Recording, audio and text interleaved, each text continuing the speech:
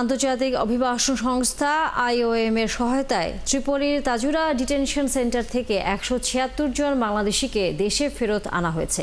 বৃহস্পতিবার সকাল 8টায় হযরত শাহজালাল আন্তর্জাতিক বিমানবন্দরে প্রত্যাশিতরা লিবিয়ার বুরাক এয়ারলাইন্সের মাধ্যমে দেশে পৌঁছায়। বাংলাদেশ দূতাবাস লিবিয়াতে বিভিন্ন ডিটেনশন সেন্টারে আটক বাংলাদেশি নাগরিকদের নিরাপদ প্রত্যাবাসনের লক্ষ্যে স্থানীয় কর্তৃপক্ষ ও IOM এর সাথে নিবিড়ভাবে কাজ করে যাচ্ছে। এই প্রক্রিয়ায় ধারাবাহিকতায় লিবিয়া থেকে 176 জন বাংলাদেশিকে দেশে ফেরানো হয়েছে।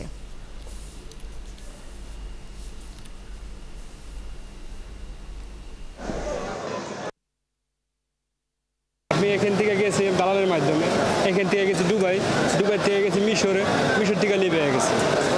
তারপর ওইখান থেকে আপনার 25 দালালে নিয়ে গেছে।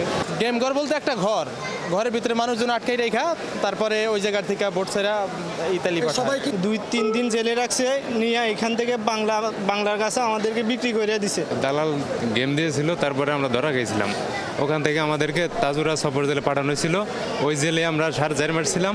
তারপরে 3 মাস থাকার পরে বাংলাদেশ এম্বাসি যায় আমাদেরকে লিস্ট করে আমাদেরকে সাফারা দেওয়া হয়েছে।